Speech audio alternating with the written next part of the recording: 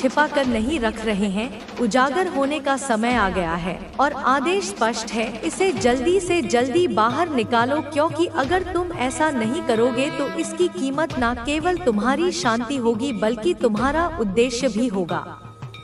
तुम्हें पता नहीं है, तुम्हें इस बात का तनिक भी आभास नहीं है कि इस छिपी हुई, इस गुप्त रखी गई, इस नकारात्मक ऊर्जा ने जो तुम्हारे चारों ओर एक अदृश्य मकड़जाल की भांति बुनी गई थी, उसने कितनी देरी की है, कितनी बाधाएं उत्पन्न की हैं, तुम्हारे जीवन की प्रगति में कितने अवरोध खड़े किए हैं।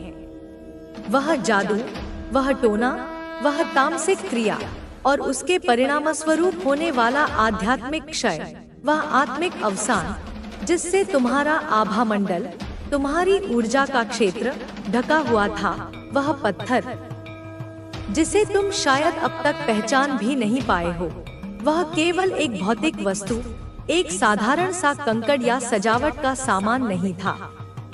नहीं मेरे बच्चे, वह उससे कहीं अधिक भयावह, कहीं अधिक विनाशकारी था।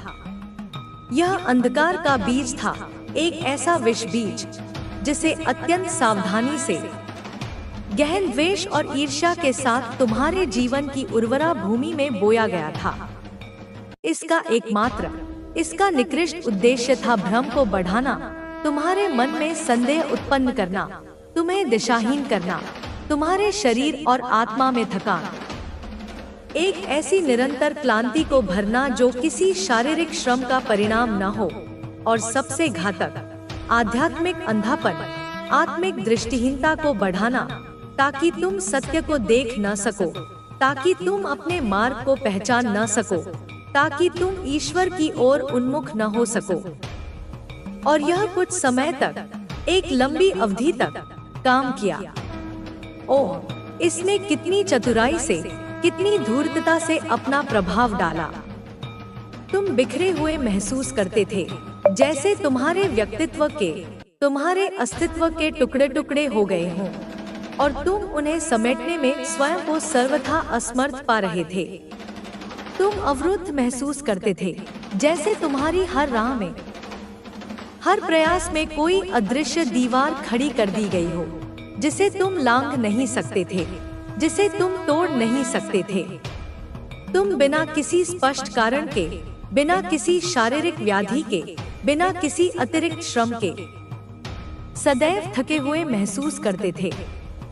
एक ऐसी थकान जो तुम्हारी हड्डियों के मज्जे तक में समा गई थी, एक ऐसी क्लांति जो तुम्हारे उत्साह को, तुम्हारी जीवन शक्ति को दीमक की तरह चाट रही थी।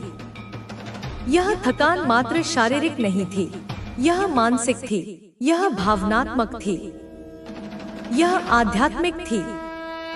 तुमने प्रार्थना करने की कोशिश की, तुमने अपने हृदय की गहराइयों से ईश्वर को पुकारने का प्रयास किया, तुमने शांति और मार्गदर्शन के लिए अपने हाथ फैला